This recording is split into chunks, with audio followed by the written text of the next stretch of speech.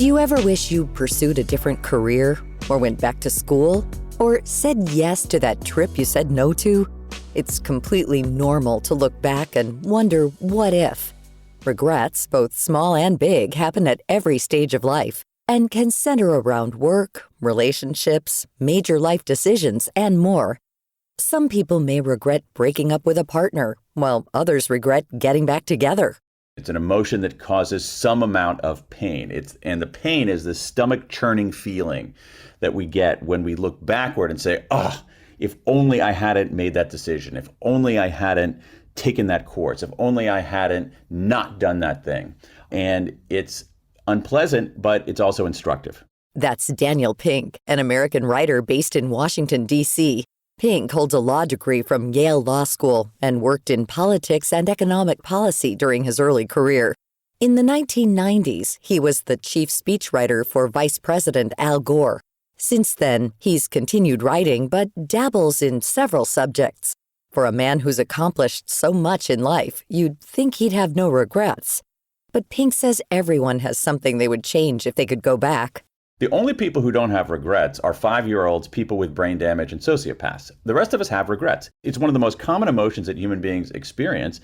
And it's one of the most common emotions, obviously, then that business people experience. And the reason it's so common is because it's useful if we deal with it right.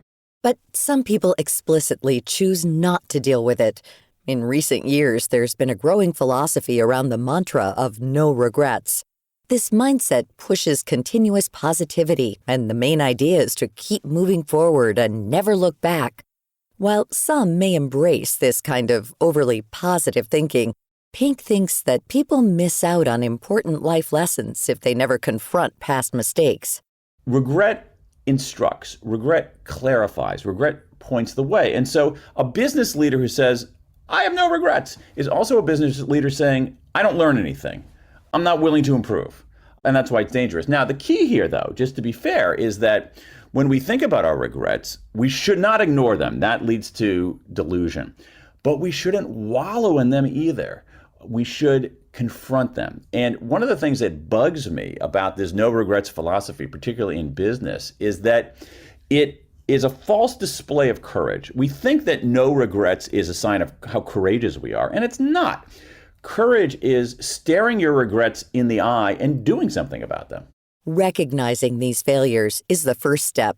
One way to do this is by writing or talking about how you're feeling. Try asking yourself, what mistake did I make?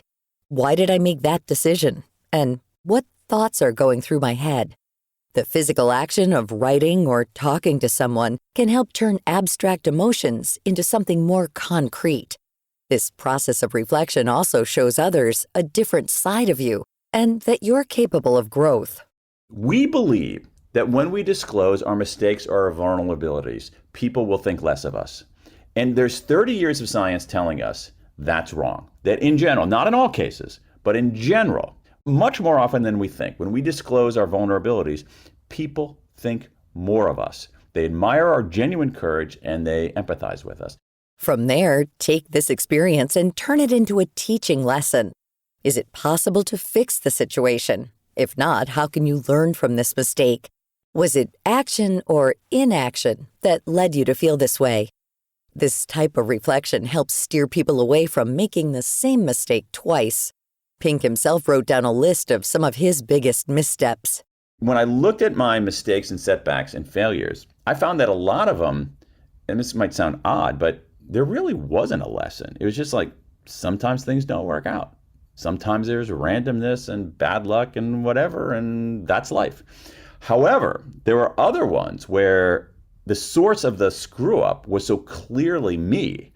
And there were two big mistakes that I kept making over and over and over. And this failure resume, this reckoning with our regret, exposed that, and now I make those two mistakes a lot less. He was also curious about how other Americans felt about regret. With the help of a data analytics company, he surveyed almost 4,500 people, asking them a variety of questions. When I asked Americans the question about regret, without using that supercharged word regret, I got some interesting answers. So I asked people, how often do you look back on your life and wish you had done something differently? So I'm describing regret, but I'm not assigning it the R word. We found that 1% of people say they did that never.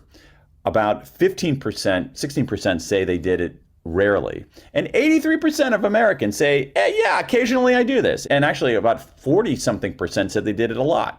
And so this is a very prevalent emotion, regret. And my research shows that research beginning in the 1980s showed that regret is one of our most common emotions. It is arguably our most common negative emotion, so it is ubiquitous. And the quantitative survey showed that very clearly. And what were some of the biggest sources of regret? Pink got thousands of answers from people across the globe.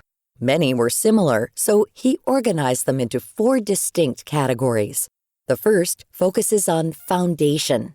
These are people who might have health regrets, like not taking care of their bodies or smoking, but also financial regrets. I didn't save enough money, or even education regrets. I didn't work hard enough in school. Small decisions that somehow compromise the stability of your life. Another big regret were boldness regrets. If only I'd taken the chance. A lot of people regret not asking somebody out on a date or not starting a business or not speaking up. So boldness regrets are if only I'd taken the chance. Moral regrets are if only I'd done the right thing. You're at a juncture in your life, you can do the right thing, you can do the wrong thing, you do the wrong thing. Many of us, not all of us, but a heck of a lot of us regret that. So these are things like bullying, marital infidelity, other kinds of cheating.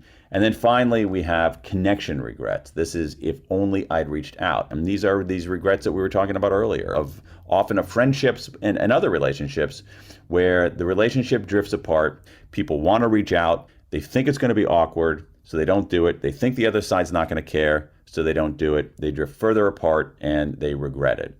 Another interesting finding from the U.S. study was that there weren't many differences demographically. The biggest disparity was that regrets tied to what people didn't do increased with age. When people are young, they tend to have equal numbers of action and inaction regrets.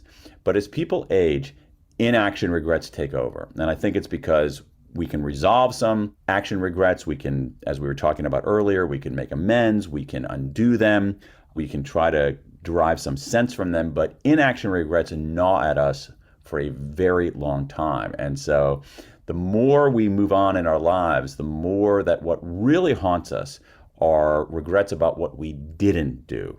We didn't start that business. We didn't become an entrepreneur. We didn't ask that person out on a date. We didn't go on to visit some place that we've always wanted to visit. That's what sticks with us over the long haul. And there are also actions or inactions that couldn't be fixed. These are called closed-door regrets. For closed-door regrets, if you wronged somebody and that person is gone, you can't undo that. You're stuck with that. What you can do, though, is use that as an engine for guiding your future behavior. You're never going to extinguish that, I don't think. But what you can do is you can take some of that pain and make sure that along with that pain, you're getting instruction. So what did this teach me? What does this tell me what to do next time? It's important to remember that regret is just another emotion and a normal part of the human experience. The next time you feel that stabbing, overwhelming feeling of remorse, guilt, or failure, take note. Everyone makes mistakes, but it's what you do next that matters. To find out more about this topic and our guest, Daniel Pink, visit viewpointsradio.org. Also, check out his book, The Power of Regret, available online and in bookstores. This segment was written and produced by Amira Zaveri. Our studio manager is Jason Dickey. I'm Marty Peterson.